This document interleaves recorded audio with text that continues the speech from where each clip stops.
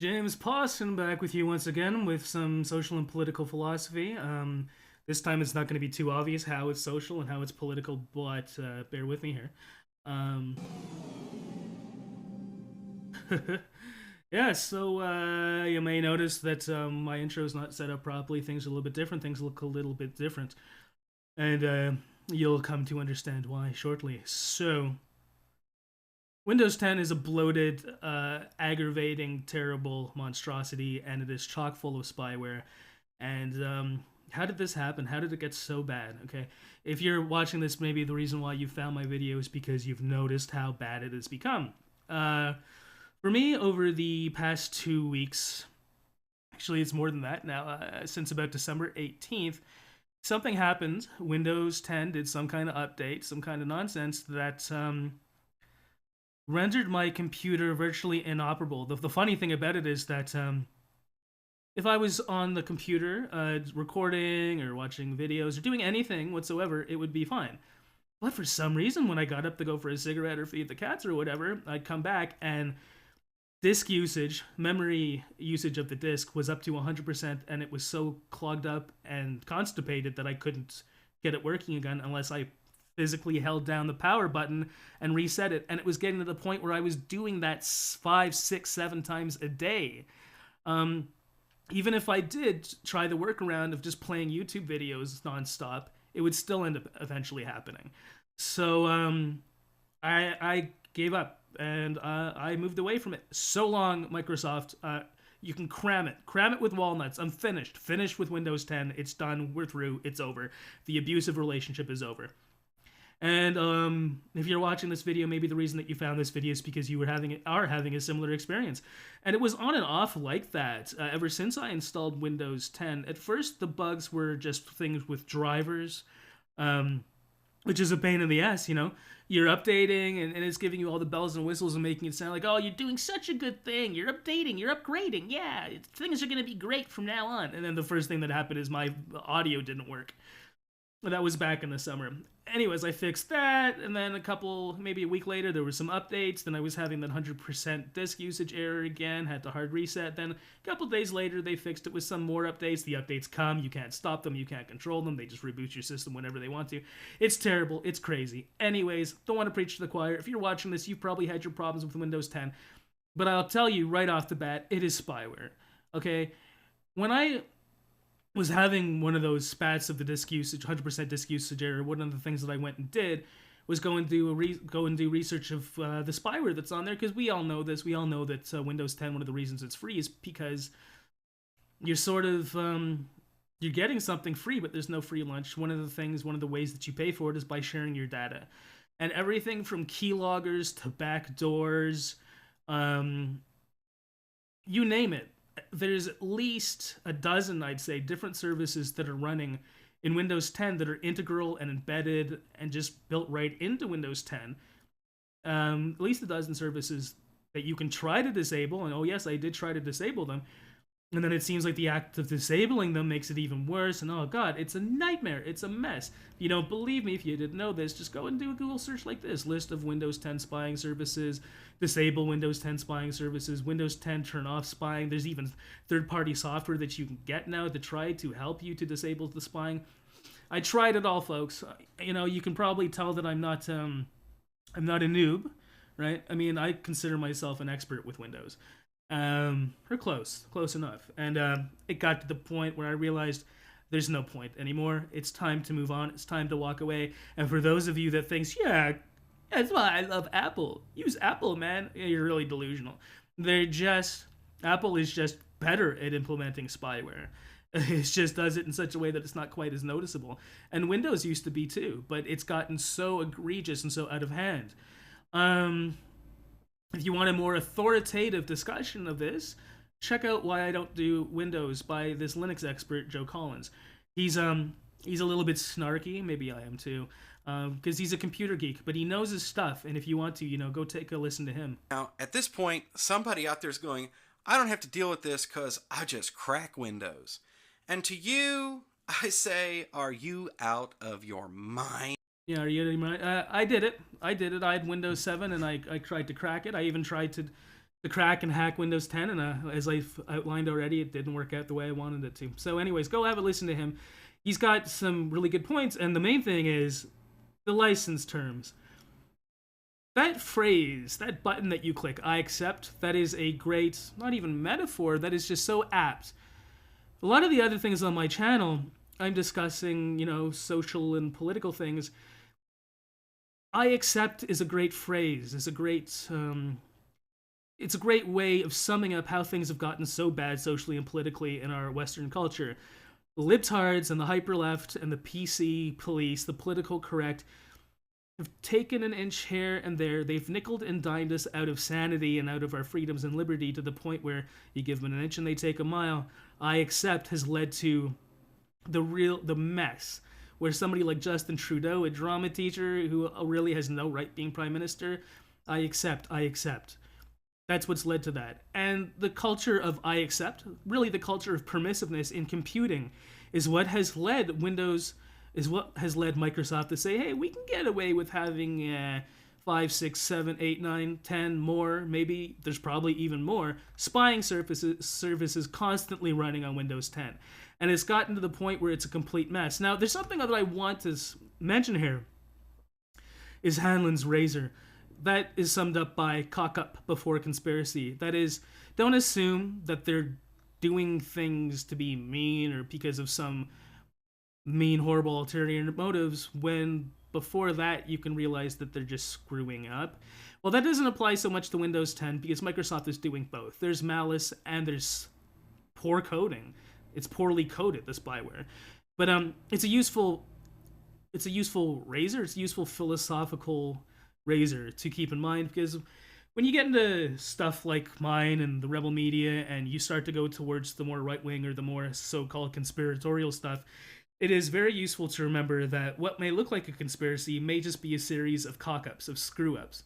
When people talk about 9/11 being an inside job, and then you start to look at the sorts of ways that the American military and the way that they screwed up and kind of, it almost looks like allowed 9/11 to happen, you can become conspiratorial and start to believe that it was an inside job. I don't know, I'm on the fence, but I think a lot of what happened with 9/11 was screw-ups. What the hell does that have to do with computing and Windows 10? I think it's cock-up and conspiracy. I think there's malice and stupidity. Because we've given them an inch and they've taken a mile, the programmers over at Microsoft have written Windows 10 in such a way that they've screwed it up. They've bugged it up with so much poorly written spyware that there is both malice and stupidity at play. Okay? It's a twofer. I'm through with it. I'm done with it. But the social and political attitude that has led to it becoming so bad is permissiveness. I accept. Think of the power of that phrase, I accept, and the sorts of things it can lead to. And what are the social and political implications? Look, I don't know. I, for a solid week there, was unable to even make videos. It got that bad. Maybe this is a bit of a stretch, but I don't know. How many more people, as the years goes on, as Windows 10 and Apple, as Microsoft and Apple get worse and worse and worse for shutting down our computers, how many people like me aren't going to have a voice anymore? It's just something to think about. But something to notice, there's our saving grace. If you're not willing to go over to Linux like I have, yes, that's it. I am on Linux now, and I'm still getting used to it. That's why my videos don't look the way that they used to, but I'll fix that, I believe. But one of the saving graces, though, of modern computing is that so much of what we do is based in the cloud. So much of the computing power that used to have to be on our local system is now in the cloud. You used to have to use Quicken to do online banking. Now you do online banking online. This is a very good channel, the 8-Bit Guy, and he has gathered some... He's done interviews with some of the internet personalities, YouTube personalities that are, geeks. They're very authoritative on computing, and they have interesting things to say. So, but anyways, the point here is that so much of our computing is now done online that computers have actually leveled off in terms of computing power. They're not getting faster and faster. When I went on Twitter and I checked, I typed it, fuck Windows 10, a whole bunch of other people have had a similar experience to myself. And one of the themes in a lot of the comments that was coming up over and over was, how can something that's newer be worse? Windows 10, it's the fallacy of accretion, it's the fallacy of progress. That because it's newer, it's better. Well, demonstrably, a lot of people have noticed Windows 10 is horrible. And so there's a fallacy that just because it's newer, it's better. As the 8-bit guy has noticed through empirical research, really, Moore's Law doesn't hold anymore. Processing power is not increasing, it's leveling off and even decreasing. Part of that is because of how much we do in the cloud online. Therefore, this is one of the things that I think Microsoft has taken advantage of in loading your system up with spyware. If you're the sort of person that does most of your stuff online, as I do, you might not notice, but you will now because it's gotten so bad. But 5-10 years ago, when most of what you were doing on your computer was actually being processed by your computer, not computers out there in the cloud, you would have noticed a hell of a lot quicker how screwed up Windows was and how much spying it's doing and how it's constipated with its own corruption. That's right, Windows 10 is constipated with its own corruption, and the people that still aren't noticing it are probably people that all they really do is go online and use YouTube and Twitter and Facebook. But, I still do stuff as a creator. I've got to use software like what you see on my screen right here, and I was a heavy user of Adobe Photoshop. Well, I guess those days are over, so I apologize if my thumbnail is lousy for this video, but anyways, it's a culture of permissiveness that has led to this, and I foresee in the future a lot of people are not going to move over to Linux like I do because the learning curve is crazy. It really is. For most people, when I installed Linux this weekend, then I found this thing because I knew I would have to do a lot of tweaking, and I found this document here, 10 things to do first in Linux. Wow. Okay, I mean, to me, it's not that daunting, but to the average user, somebody coming from Mac or Windows, to go through all these steps in order to get your computer secure and running fast in the way it should be, most people are not going to do this. With great power comes great responsibility, and Linux is incredibly powerful, but you have to be an incredibly responsible person, and that means doing your research. You're not permissive, you're not allowed to be permissive with Linux. You have to do your research, you have to take responsibility for how your computer runs and operates. And people that aren't cool with doing that, and this is the attitude that's been bred and nurtured and cultivated by the big corporations, by Windows, by Apple, by Microsoft and by Apple. You just say, meh, whatever, I accept. This is how viruses get put on your computer, right? You don't read, you're not careful when you're installing a program, I accept, whatever, yeah, sure. You end up with all kinds of crap clogging up your system. You end up with stupid extra toolbars on your browser that shouldn't be there. You end up with all kinds of stuff running in the background. But what's so insidious and what's so terrible is that the spyware is built right into Windows. It's built right in. Because I would do Control-Alt-Delete, start Task Manager, look at what's taking up all the processing power. Why is it running at 100%? Nothing. It wasn't adding up. Nothing was showing up. That's how bad it is. It's stealing your processing power. It's ruining your experience of computing, all for the name of spying on you. And okay, let's talk about that too. One of the reasons why I brought up Hanlon's razor is, I just closed it. One of the reasons I brought up Hanlon's razor though is because malice, is it really malice? Stupidity before malice, but a lot of people won't see it that way. They won't see Windows 10 spying as malicious. It doesn't matter if it's malicious or not, okay? That's other cliche, I have nothing to hide. If you're not doing anything wrong, then you have nothing to worry about. Well, that's really fallacious. That's called the nothing to hide argument. I didn't realize it actually had a name, but please recognize the fact that if they're stupid enough to screw up their own code, they're also stupid enough to see you doing something wrong when you're actually not. They can misconstrue. And the thing about it is, the backdoors that are built into Windows and into Mac OS or whatever the hell it's called. I don't know a lot about Apple, but those backdoors that are built in are there for law enforcement agencies to take advantage of. Edward Snowden made this clear to everybody. This has been long understood. It's so if they have to, they can go in and see exactly what you're doing, and that's part of how it works. That's part of why it's free. So what? I've got nothing to hide. I'm not afraid of anything. I'm not doing anything wrong. Well, it doesn't matter. Here, what are some of the counter arguments to that nothing wrong argument? Government can leak information about a person, and that causes damages to you. Who else said something that I agree with? People often feel immune from state surveillance because they've done nothing wrong. But any entity or group can distort your image and harm your reputation with something like the guilt by association. I think there are probably people out there who won't even watch my videos because they don't want that kind of stuff. They don't want politically active, so-called right-leaning stuff in their browser history.